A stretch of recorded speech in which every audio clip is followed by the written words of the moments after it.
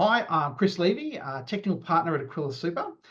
So next up in this series on making audits, less painful and going more smoothly. I just want to briefly touch on business real properties. I've discussed this in other web briefings, but it seems to be, as we're coming to sort of the end of a season, there's certain aspects about business real properties that have, when a client has one, and they tend to just grind the audit to a halt. Now, the obvious one is valuations, and I won't talk about those today. I've spoken about them in another web briefing or two earlier. That's its own set of challenges. What I want to talk about partly today is some other aspects. The primary one, I guess, is the leases.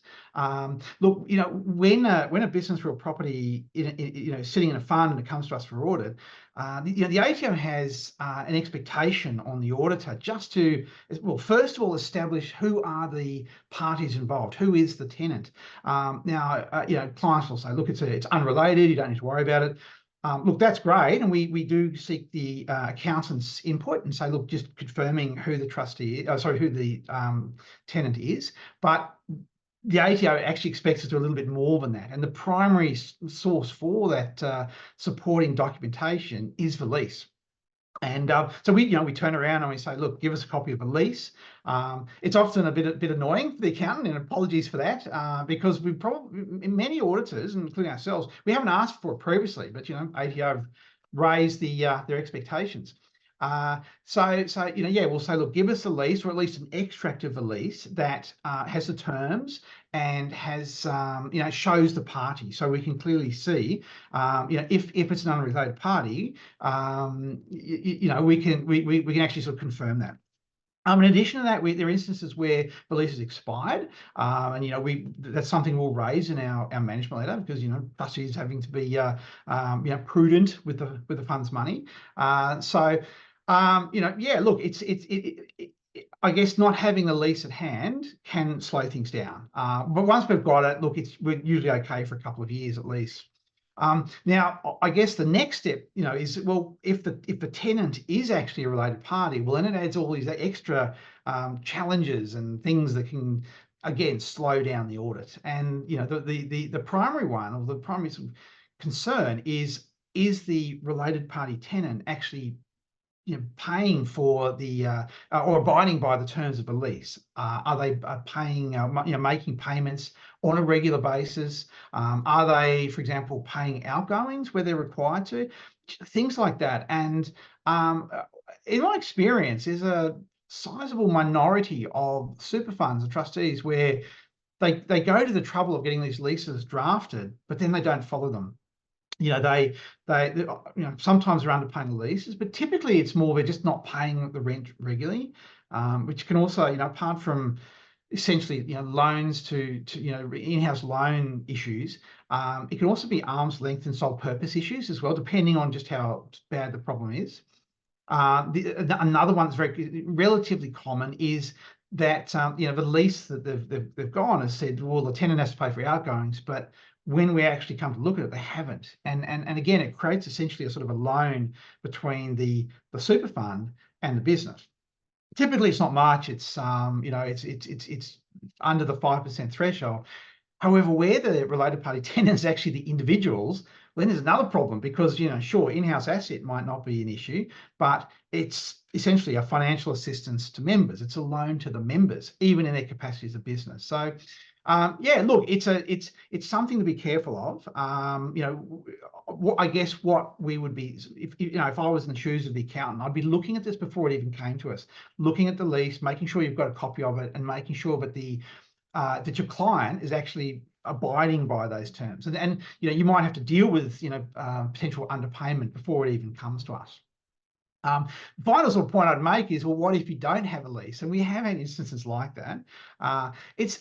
Look, it's obviously not ideal, but I've seen plenty of instances in the real world, with commercial tenants where they don't have a lease. They simply go month to month, and simply because the fund trustee doesn't feel strong enough about they're concerned about, well, if they actually try and force them on a lease, the tenant might walk. You know, you know, I think at the moment, the current sort of economic conditions, that's a very valid concern.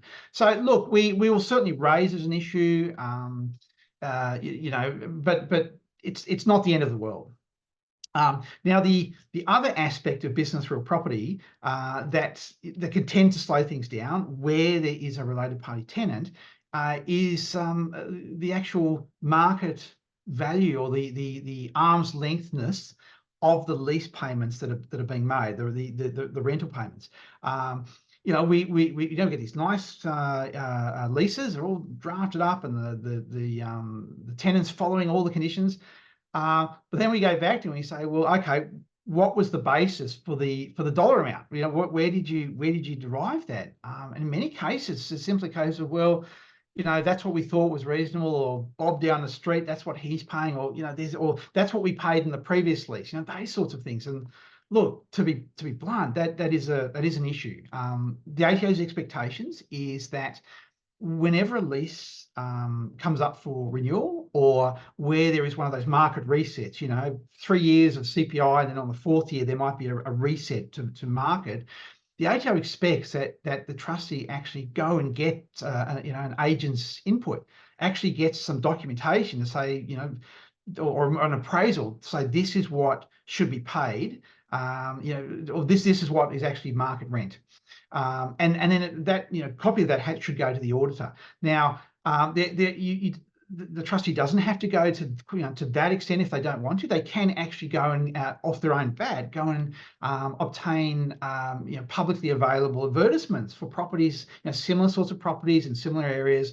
And look, that's fine. You know, this comparative rental data, and that's useful. But again, you got to get it to the auditor, and you know, you sort of in May or June, and deadlines looming on, you know, having to go and find that information, one of the last things that you know, you want to do. So again, if I was, you know, sitting as an accountant, I'd be sort of saying, well, sort that out before it even comes to the auditor, because again, it might actually change the accounts. You might, you know, we had an instance last week where the rent being paid was 4 times what the market rent should have been. So you can imagine a whole bunch of issues arising from that.